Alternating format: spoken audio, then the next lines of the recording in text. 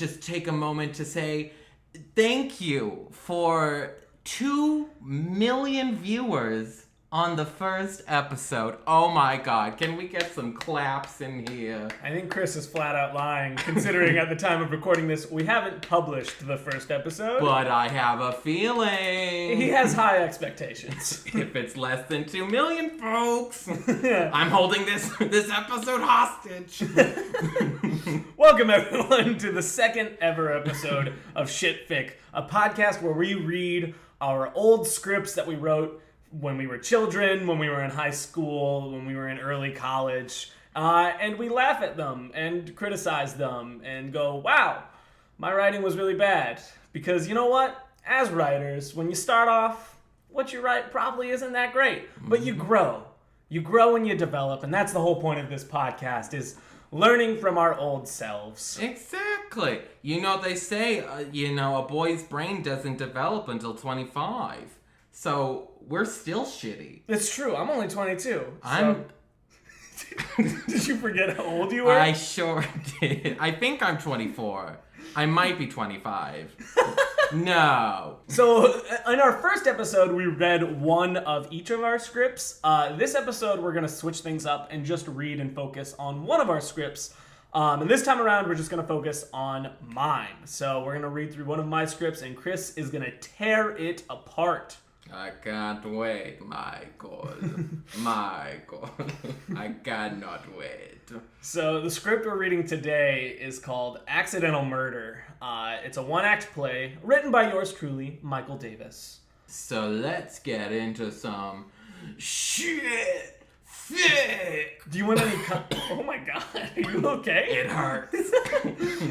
Do you want any context to this, or do you want to just read it? Let me ask some questions. Okay. Pretend I'm Barbara Walters. Okay. Michael, Yes. Thank you for joining me today. Oh, it's a pleasure. Tell me, this play, Accidental Murder, where were you? When I wrote it, or just in general? Just in general. I was in college, my first year, my freshman year of college when I wrote this. Did anyone see this play? Is this the first time anyone will be seeing this play? No, so this, similar to the first one we read in episode 1, this was actually performed. Jesus Christ, Michael, where did you find people to perform all your plays? So, well, let me I was never able to get anyone to even look at mine. Well, let me give you some context to it. So this was written in a theater class that I took. So I was in community college. I was working as well. Our final assignment was to write a one-act play and perform it. So, this wasn't professionally performed. It was performed in the class, and we could bring people in. So, there was an audience. But it was just, people in the class's families and stuff like that. But because it was a theater class, most of the people in it were actors. And so similar to the very first thing I wrote on our first podcast, this was written because I was one of the few writers in our group. They were just we need someone to write it. Michael, you've written stuff before.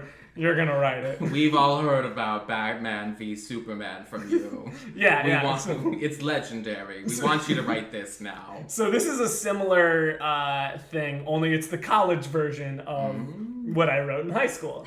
What did you get on it? Did they grade you? Yeah, we got an A on the performance. What's sad though is that one of our actors straight up forgot all of their lines. And so half of this was improv. It was it was brutal. Now we get to see it in its full glory. Yes. Just. But yeah, I mean, I wrote it pretty quickly. Again, similar to Batman v Superman, Dawn of Batman's Ineptitude. I wrote this in 2 days. So I expect quality. Yeah. And it wasn't peer reviewed or anything like that. I literally wrote it. My peers, my classmates read it and were like, yeah, this'll work. This'll do. But yeah, that's kind of the story of this script. Excited. Right? That's about it. Any other questions? Sorry, Barbara's not coming to me right now. Barbara, come back. Barbara, what inspired it? Is there could you tell me about what were you consuming at the time? Yeah, so this was inspired actually by one of my friends. So one of my buddies, longtime friend. Murdered someone? No. Accidentally? No, but he wrote a script in high school that I acted in, and we performed at a local theater where I grew up. Ooh. Yeah. And his play was about like a group of like high schoolers that were having a party, and there was someone that like drank too much, and everyone thought they died, but they really didn't. And it sounds dramatic, but it was like posed as a comedy. And so the whole idea was that like, oh, there's this dead body in our house, what do we do? And so this was actually inspired by that script. Interesting. Yeah. Did you pay royalties to this man? No, because it's not the exact same. It's mine has very big differences in it. Well, I have his lawyer on the phone, and we're here to prove that it is more than inspiration. Oh no, I stole the whole thing. But yeah, so that's kind of where it came from. Yeah, maybe we'll bring him on one episode and we can read that one and compare it to this one. Exciting. Yeah, but yeah, so that's the background of Accidental Murder. Accidental Murder, a one-act play by Michael Davis. And just for those that didn't watch or listen to the first episode, Chris will be reading the stage directions and I will be doing the dialogue. Mm-hmm. He's a very dramatic man, so I expect a lot out of this. I want full performance. I want to be crying. You will be, don't worry. Is this a comedy? I feel Yes. Okay. 100% this is a comedy. You can't write a drama one day. No. As proved by me. A painter is standing over a dead body in the middle of a park. It's evening, and the sun is just starting to set. How are you doing this? Did you have lighting? We did not know. There was no way to actually show that. This is just to get the actors in the mood. Yeah. The painter's looking down at the body. Oliver. Shit! This is not good. Wake up. Come on. Please. Shit! He pulls out his phone and makes a call. Oliver. Pick up. Come on, pick up. Enter Vanessa. On the phone. She is standing to his left, not far away. Vanessa? Hello? Oliver. Vanessa, I need your help. There's been an accident. Well, there's a problem. Vanessa. Whoa, Oliver, calm down, man. What's up? Oliver. I can't say over the phone. You don't know who could be listening. Vanessa. Ooh, a mystery. I like it. She's a cool girl. She loves murder. Well, she doesn't know She doesn't know. Yeah. Is she better stay this way. She better be like, oh, kill somebody. Oliver. Look, I just need your help. Where are you right now? Vanessa. Bell Park.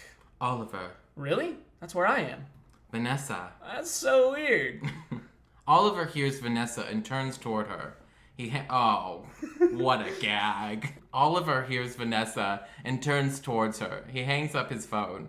Vanessa is oblivious to this. She still thinks Oliver is on the phone. Vanessa.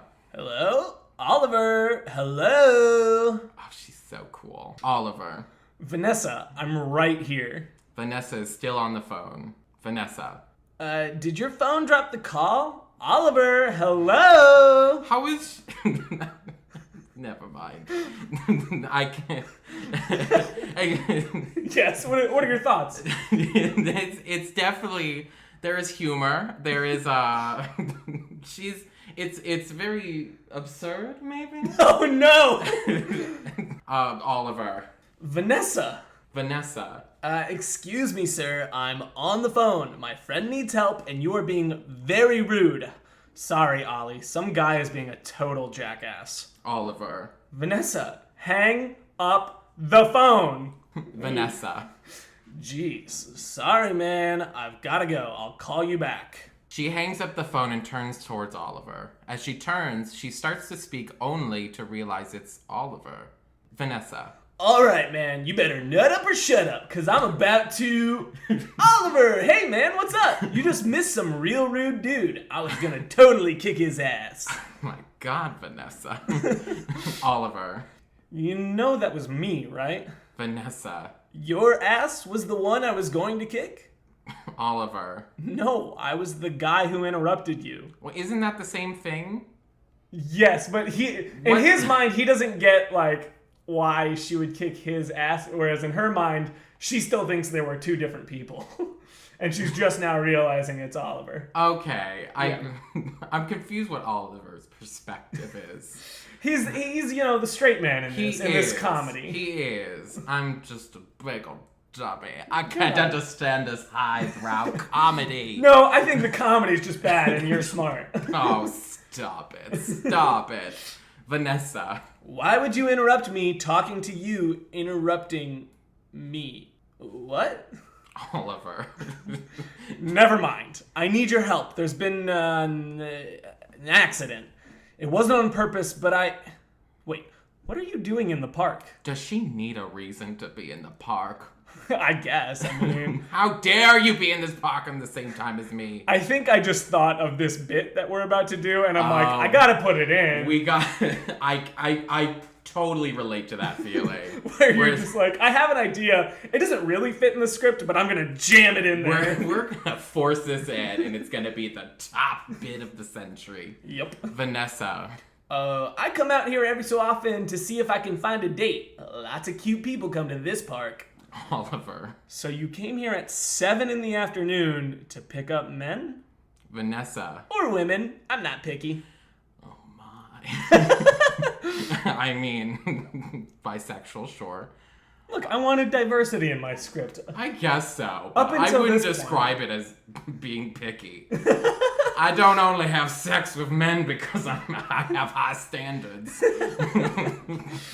This was my first attempt at writing a diverse script. A diverse script. I love this LGBTQ representation. Thank I you. stand Vanessa. She is my only queer icon. Oliver. Right. Anyways, I need your help.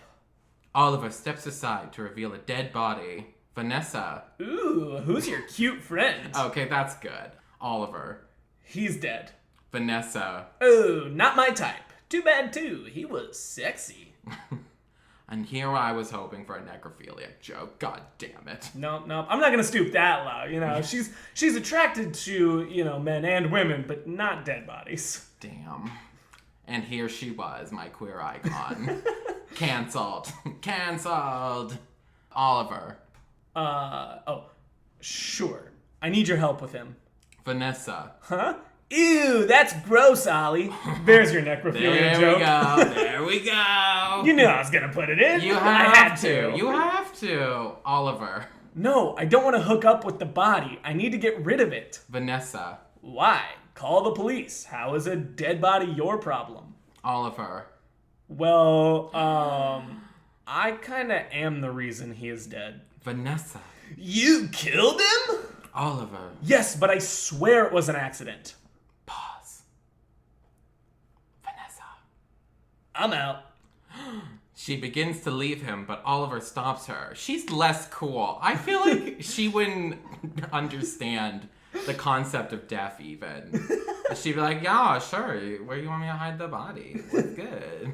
I've killed 5 people in my lifetime. Oliver. No, wait, please. I need your help. Vanessa. No way, dude. There is no way I'm messing around with a body. Well, a dead one at least. Oh, Vanessa! You're not picky. And that's what I like about you. Oliver. Please, you're my best friend. Help me, Vanessa One Kenobi. You're my only hope. Okay, well, that joke. I hated that joke. Yeah, it's bad. Star Wars references are never good. Especially during a murder. Vanessa. Oh, come on. You know that Star Wars quotes with my name in them are my one weakness. Fine, I'll help you, but you owe me. Plus, it wouldn't be the first body I helped make disappear. Vanessa. Oliver. What? Vanessa. Nothing. How did this happen? Oliver. Well, as you know, my art business hasn't been doing so well. Most of my artists are shit, and my own paintings are not selling very well. So, to increase profits, I thought I would try taxidermy. I was still stuck on most of my artists are shit. Yes, this is a very contrived thing that's happening. He just has like a business, like he owns artists. Is that a thing? He owns a shop that sells art, and so is that a thing? I don't know. I don't know how art shops work. I did no research for this script. You are the No expert on idea. artist shops. I have no I'm idea. being taken out of this story, Michael. How am I supposed to take this seriously? Yes, I think the lesson here is do research before writing a script. Because I didn't, and you can tell. Lesson number 1. Vanessa. You thought taxidermy would increase your profits? Well, that was your first flaw. Oliver. Right, so I heard from one of my artists, this one actually, He gestures to James, the dead body. that there was a dead raccoon in this park. So I grabbed my shovel and decided to come out here and, My good. So how is, I mean, this is definitely something I do a lot. Yeah. Where you just, like, you know, you have the straight man and the silly one, and then all of a sudden you're like, well, shit, I gotta make the straight man silly for the sake of this plot. Yeah. Because, like, I just, like, because, you know, it's asinine. Yeah, I mean, clearly Vanessa is the character that would, like, do taxidermy and stuff, but Oliver was the one I needed to do it. Exactly. So he's gonna kill someone. Right? And just be like, yeah, I kind of killed a guy. Well, you'll Sorry, find out man. how later on, don't worry. But it was with a shovel. Oh, you already know that? Well, he just said it. Oh, did he? This one? Yeah. So, he said I grabbed my shovel to come out here and get the dead raccoon. I thought he was using that as a way to lure No, James. No. He said, hey, you know, I know you how much you love those dead. Oh, No, okay. James told him he's gonna do taxidermy, so he needs animals. And so Oh. James, the artist, was like, there's a dead raccoon. You know, if you go to the park, you know, to get the raccoon, you can then do taxidermy on it. Oh, I guess I just have a twisted mind. Because I was just like, oh yeah, he's doing taxidermy on humans. That's his first first venue. No, he's just doing like, taxidermy well, on animals. if it doesn't work, if I can't sell my paintings, might as well kill people and taxidermy. No, the name of the script is accidental murder. Clearly the murder part is accidental. I assumed he just wanted to think of it as an accident. He's like, well, I was gonna do a raccoon, but I might as well. There's a dead body here. There's a big market out there. No. I'm just twisted. Here's what. Either you're twisted or the script is Lesson- just bad. Or Lesson- both. Lesson 2. Chris is twisted. Lesson 1. But no, so he's going to get the raccoon to do taxidermy on it. Okay. Yeah. Wait! Oh, she just said you could have done the whole script, flipping Vanessa into the straight woman and made the main character the silly one. We're not taking criticisms right now, Sydney. Sydney, we're not taking criticism. Producer Sydney, how dare you? Which Sydney is 100% right. I could have just flipped it and it would have probably been better, but, you know. I'm just making a point. Oh, now we're getting yelled at. She just said because you're yelling at me. That's fair. It's fair. That's why I said deservedly so. I didn't say that. Well, But I did. should. Anyway, so Vanessa kidnap a dead raccoon? Oliver. Exactly. Vanessa. So where does the murder come in? Oliver. Well, you see, James decided to come out here with me so he could paint the park while I got the raccoon. Sadly, the roadkill people had got the raccoon first. James starts to wake up and Vanessa notices. Oliver has his back to him unaware. Oliver picks up his shovel and mimics what happens.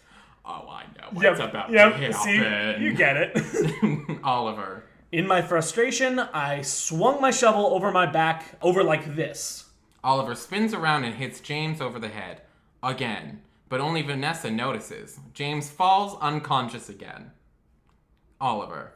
And the next thing I know, James is on the ground. Dead. Can you believe that? Vanessa, still staring at James. Uh-huh. So, how do you know he's dead? Oliver. Well, I checked his pulse, like so. Oliver sticks his finger in James's ear. Right, yeah, you can see the straight character is already doing more ridiculous He doesn't know how to take pulls. That's the joke. He's sticking his finger in his ear. Yup. This is absurd. Oliver. Yep, still no pulse. Vanessa. That's not... It works for me. See, it's times like this I'm happy I'm a bartender. Oliver. So you don't accidentally murder people? Vanessa. No, that's unavoidable. It's so I don't have to scoop up dead raccoons. Wait, what? Is she saying it's unavoidable that you murder people? As a bartender. Well, Every bartender knows that. I can relate. Just last week. If COVID would just stop, I could murder more people, but... But you know. It's the dire straits. Oliver. What was that other part? Vanessa. What? Oliver. The first part of that last sentence. You know what? I don't want to know. So what do we do? Vanessa. Well, we have this trash bag, right? Oliver. Yeah? Vanessa. Well? They both attempt to shove the dead body in the bag. The body is clearly too big to fit in the bag. They continue to try for some time until they eventually give up. The body's left half in the bag and half out is a ridiculous fashion. In a ridiculous fashion. What does that mean? I don't know. You define ridiculous fashion. It's really letting the actors do what they want with it. Exactly. It's open-ended. It's like, think of some comedy to do with this, some prop comedy with this. Oh, I wrote a lot of scripts that were just like improv moment. I think actually improv moment is in this script. Oh, Jesus. And yeah, where I was just like, as the writer, I was like, I don't fucking know a joke. You come up with one. I will, if we get to that point, when we get to that point, I will destroy you. I am filled with an anger right now. Actually, I remember, and I'm confident, there is a moment where I just write improv something. Oh, Jesus. Oh, Lord. Vanessa. Well, that was a lot better in my head. 2 officers enter.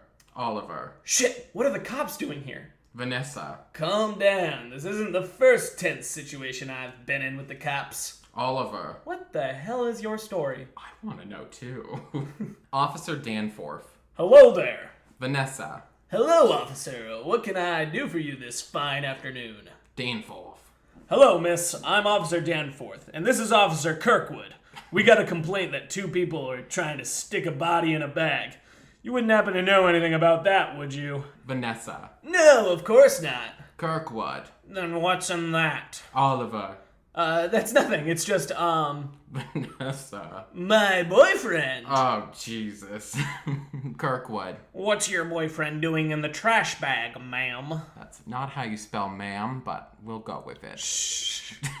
Vanessa. That's just, where he likes to sleep, you know? Oliver. He's a little weird like that. Danforth. And what's your relationship to these 2, sir? Oliver. Well,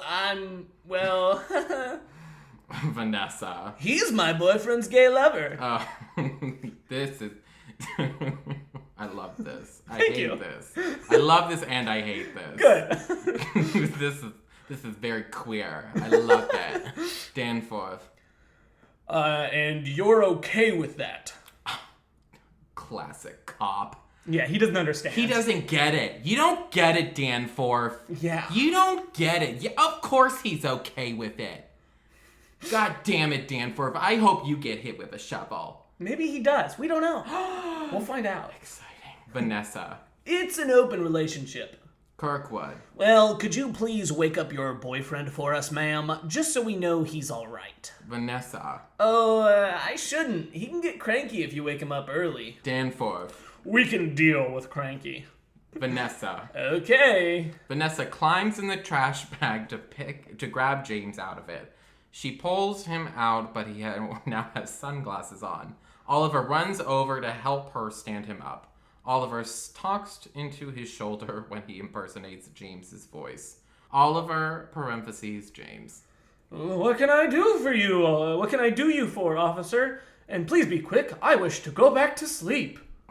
Danforth. I'm just here to make sure that you're all right, sir. We were having complaints about... James. No complaints here, sir. Nothing to complain about. Just me and my girlfriend and boyfriend. Kirkwood. So these are both of your relationship partners? James. Yes, I love them both very much. Vanessa. And he can prove it too. Ooh. Vanessa starts making out with James. She then nudges his head over to Oliver. James's tongue lolls out and starts rubbing on Oliver's face. Oliver is clearly disgusted by this. Homophobe! Homophobe! I think he just doesn't like being licked. Probably. Maybe not. Maybe he's a necro-homophobe. Necro-homo-germophobe. Necro-homo-germophobe. God damn it, this is a rich character. Right? Oliver is clearly disgusted by this. For the sake of the lie, he pretends to enjoy it. Vanessa. See, we are all clearly in love. Danforth. We can see that. Well, we'll let you to it then. Come on, Kirkwood. These clearly aren't the people we're after. Kirkwood is entranced by the making out. Yeah, Kirkwood, he's into it. He doesn't mind. Can I watch? Can I watch, guys? Danforth. Kirkwood! Sorry, sir. I'm sorry. As they walk off stage, Kirkwood There it is. Here it is. So it's not improv, it's improves. Yeah, I misspelled it. Please improve my line. That's basically what I'm saying here. I'm gonna write a shitty line and I want you to improve this. As Kirkwood improvs a line about what he just saw. That is so bullshit. I hate that. Right? I can't even imagine just being an actor and just like, oh, hey, just hey, say something funny. Do you mind? Hey, do you mind? Could you just... I just spit out my water. Could you just say a good joke? I'm not feeling this part. Like, I just want to, like, when I write a book now, I'm just gonna be like, you know, they're doing something here. You imagine it. Just, you know, figure something out. Just, I don't know. What do you think would be good here? Yeah, you can tell that again, not a good writer at this point in my life. Again, I just want the actors to figure it out. I don't want to do it. Oh, just improv a line. It'll be so off the cuff, you'll love it. Oh my god. I think in my mind I was like giving them freedom to do what they wanted, but like that's just not how scripts work. I know. Like there are times where I feel like you could be like, they're improving like physical comedy in the corner. Yeah. But like, just like, hey, you have a line here. Wanna know what it is? I don't know. I don't fucking know what you're gonna say here. You decide. You're the funny one here. I'm just a fucking writer. I'm just the writer. What do I know? I'm not getting paid for this shit. This isn't union. Oliver. Jeez, that was too close. Also, did you have to make him lick me? Vanessa. It had to be convincing and disgusting enough to get them to go. But to be honest, I thought it was cute. Oh. Oliver. Sure you did. And where did you get the sunglasses from? Vanessa. I always keep them on me in a case such as this. What a character. Oliver. In case of... Vanessa. Yes, a dead body. Oliver. You and I need to have a long talk after this. Vanessa. That's great, but for now, let's finish this. Oliver. How? Vanessa pulls out her pocket knife. Oliver. Jesus, what's that for? Vanessa. To cut up his body so it will fit into the bag. With a pocket knife? You know. Are they... It's just... You can cut through bone with a pocket knife? Sure. It's a very sharp pocket knife. It's a very... It is a bone saw of a pocket knife. Wow, that is quality. Made by the Germans. Thank you, Germany. Oliver, no. Vanessa, no. Oliver.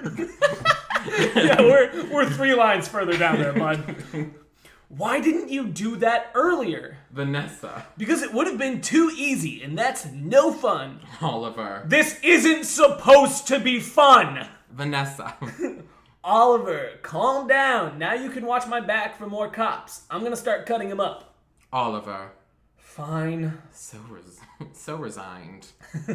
He's done with this wacky shenanigans. Oliver stands blocking the two. Vanessa bends over the body and begins to count. Vanessa. All right. 3, 2, 1. James jumps up screaming, holding his wrist, which is bleeding slightly, as if someone had started cutting into it, but someone had. Yeah, I don't know why I said as if someone did start cutting into it.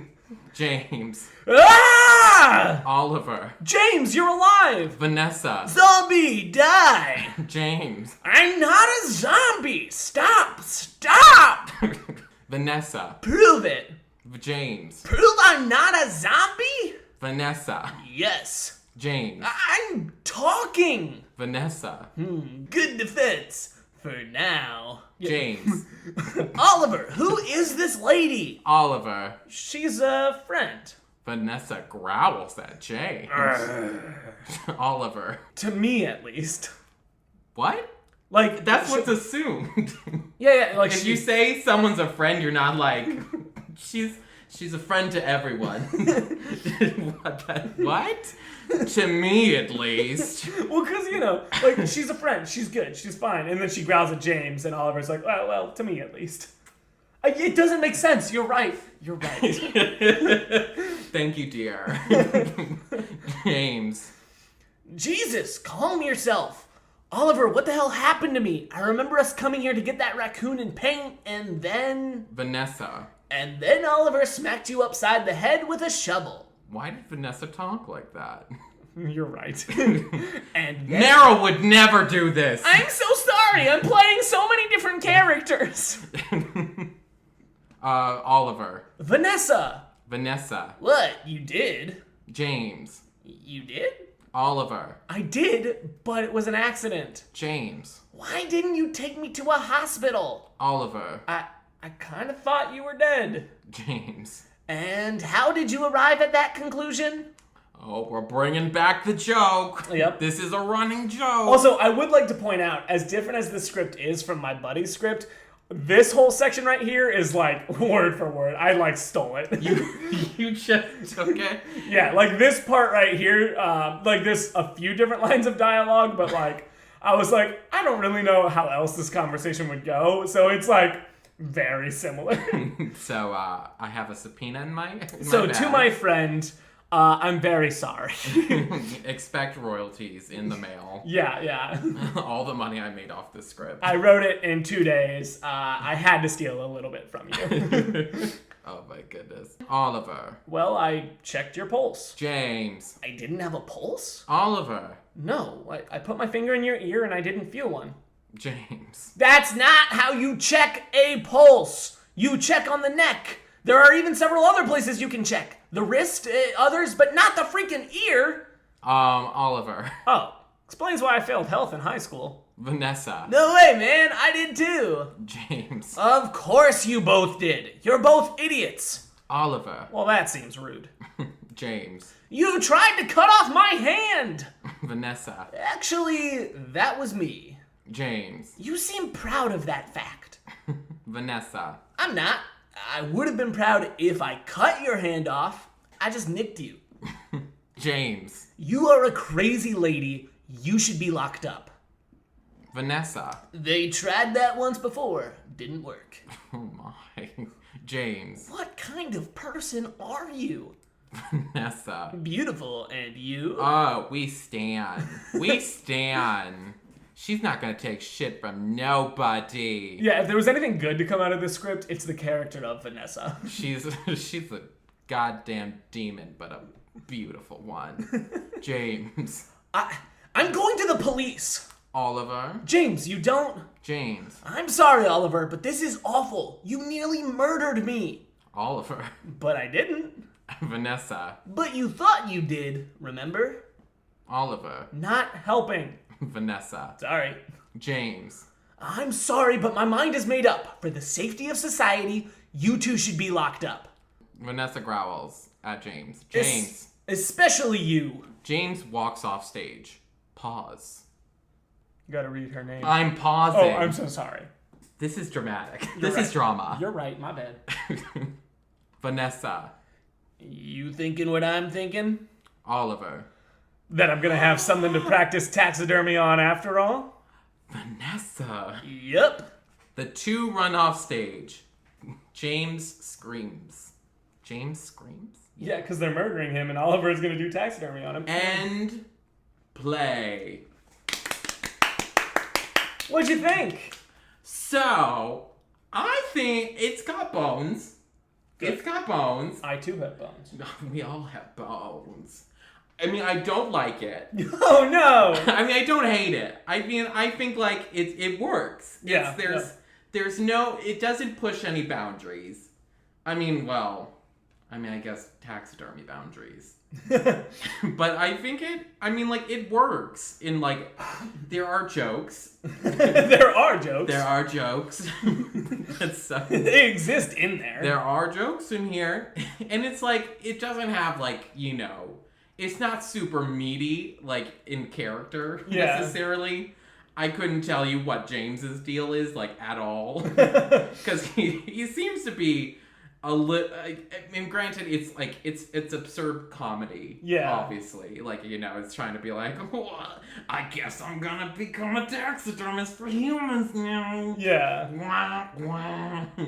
And, like, he, is taking ear pulses. Yeah, I definitely feel like the post version of this script is like those two go to jail. Like they straight up murder James and go to jail. Is they're at the happens off screen. They're at the local taxidermy collection and they're like, "Hey guys, we're new here. Yeah, here's our first person," and they're like, "Oh, yeah." We're gonna call the police on you. It's like that movie. There's a movie I remember watching where like an artist does like a really good sculpture and people are like, oh, that's really lifelike. And it's because he like has an actual human body inside the sculpture that he covered with clay. Oh, A Bucket of Blood, I think is the name of it. 1959. 1959? Yeah, it's an old movie. On a scale of like burn it to, just keep it as is. Don't even touch it, baby. Don't even touch it. I'd say, like, never mind. This is so hard for you. It's so, a word. It's so mediocre that it's hard to be like, you could edit it, but also it's, like, fine enough as is that you don't have to, but also it's really mediocre. Exactly. Like I think that's what's happening in your head. You could give this to, like, a local high school drama class, and they could perform it. And, like, it would probably get laughs and it would probably be fine. But, I wouldn't submit it to, anyone the else. Academy. I wouldn't, like, it's okay. It's okay.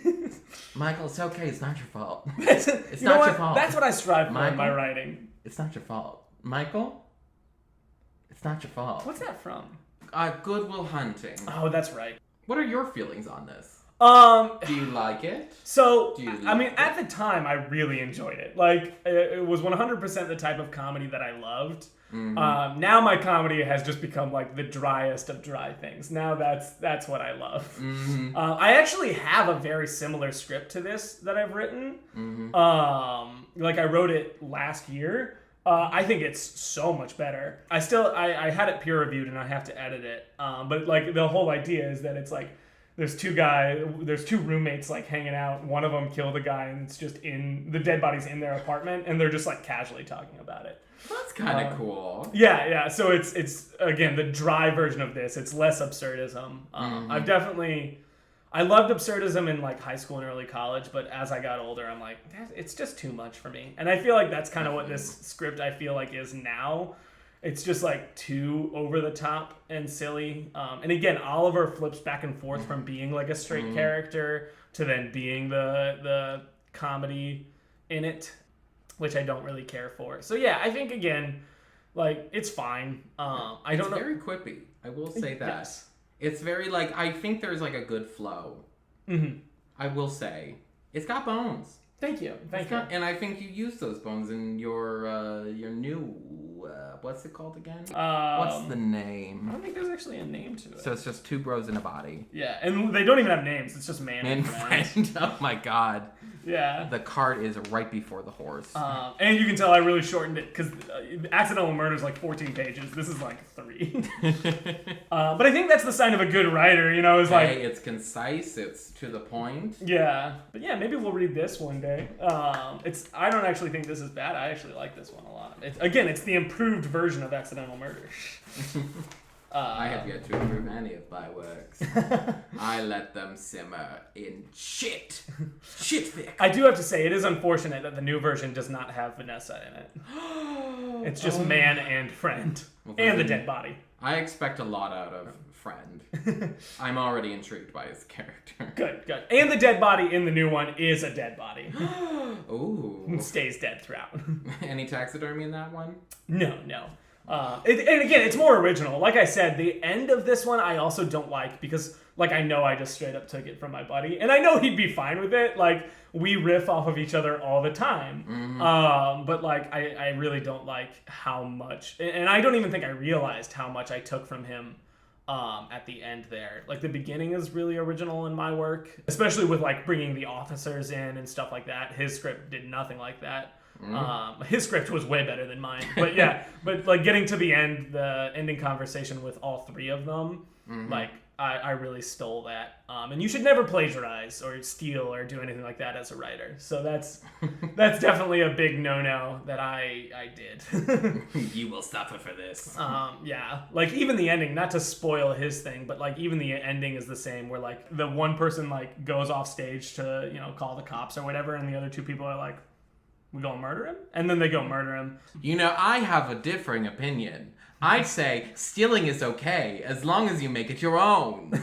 Well, yes, but then it's not stealing. Then it's inspiration. Also, Yeah. that came from Sydne. Chris just stole that from Sydne. But I made it my own with that fun accent. You quoted it directly.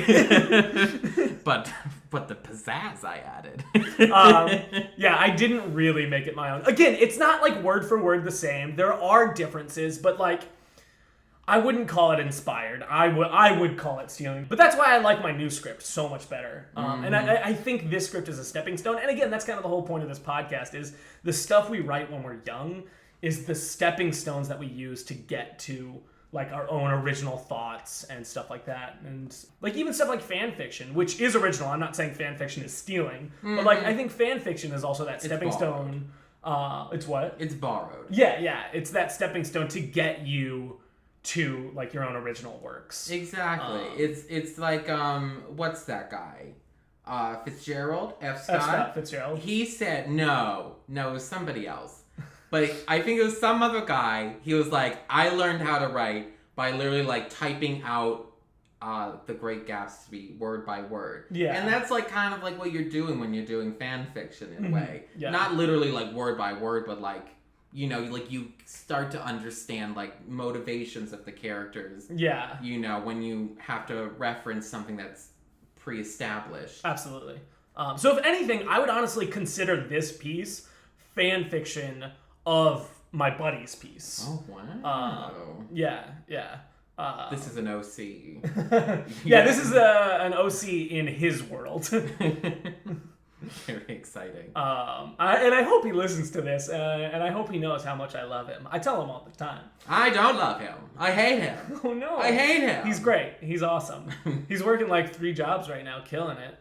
Killing the game. Yeah. Killing himself. Come on. Take some time for yourself, Jimmy. His name is actually Michael as well. Fuck. Yeah. Double mic action. But yeah, again, and I'd love to have him on the podcast because he is a writer. So maybe one day we'll bring him on. All right. Do you have any final thoughts on it? Stan Vanessa. I'll make sure to put her in one of my future scripts. You have to. She's wild.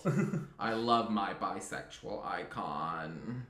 Who's not picky. She's not, no. She's not. She's sex positive. She just likes sex, man. And she wants to bang around. And murder. You know, and she's murder positive. I think, you know, I'm glad that you were able to look at this and see a part of you growing out of it. But it's also you. Yeah. No. Let me say that again, but more coherent. I like that. Never mind. I can't be coherent. I'm sorry, guys. Sydney, cut that out. Cut that out, Sydney. Cut that out. Or maybe not. I don't know. Anyways, I mean, you know, I think it's not horrible. It's not horrible. And I hate you for that. I resent you. And that's where we're ending. I hate you. Thank you all so much. If you like this podcast, why not share it? Sharing is caring, but don't share your coronavirus with people. Wear a mask. Tell your mother, tell your father, tell your sister, tell your brother. Tell your children, tell your mother. Did I already say mother? I think so, but you can tell your mother again. Yeah, share it with everyone. She's obstinate. She doesn't want to listen the first time, but if you keep telling her, she'll get there. She'll get there. Yeah, share on Instagram, share on Facebook, share everywhere on Twitter. Obviously, you know, Times are couldn't- tough. Yeah. And we just want to spread some joy. That's our goal, really. We're having a lot of fun here. We're probably going to keep it going. Yep. We also want to thank Ryan Tucker. He's the one that did that beautiful music you heard at the beginning. He's an awesome, awesome composer, personal friend of mine. He was a roommate of mine for a year. It was wonderful. You can follow him on Instagram at RyTuckMusic. And if you want to submit any comments, suggestions, maybe a story of your own for us to cover, feel free to send that to shitfitpodcast. Shitfit. Shitficpodcast@gmail.com. That's our producer, Sydne. She checks all that stuff. So send her like 800 emails just to, Yeah, if you want to produce hot make knives. her life harder. If you want to produce hot knives, I'll sell the rights. I don't got money. Yeah, if you want to buy any of our scripts, let us know. If you want to produce some somewhere. But yeah, I want to thank Sydne again. Without her, this wouldn't have happened. This is her brainchild. And I want to thank Chris, my co-host over here, for being lovely. I want to thank Michael for opening his heart so I could smash it into a bunch of billion pieces today. That's my goal. I want everyone to smash my heart. In fact, actually, when you send in an email, just send in an email about how much you hated accidental murder so I can feel sadness. Yeah. Yeah, do that. Anyways, this has been Shitfic. I'm Christopher. I'm Michael. And let's get shitty. Wow. Shit.